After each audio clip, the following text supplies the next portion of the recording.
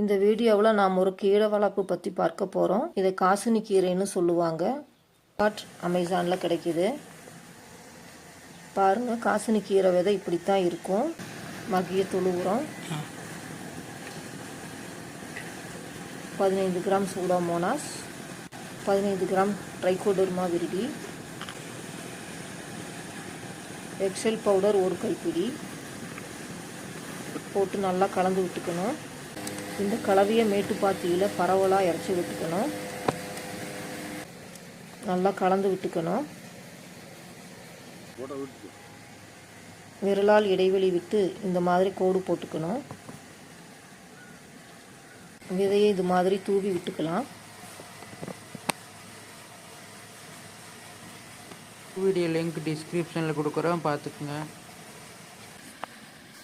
நிறைய கீரை கிடைச்சிருக்கு.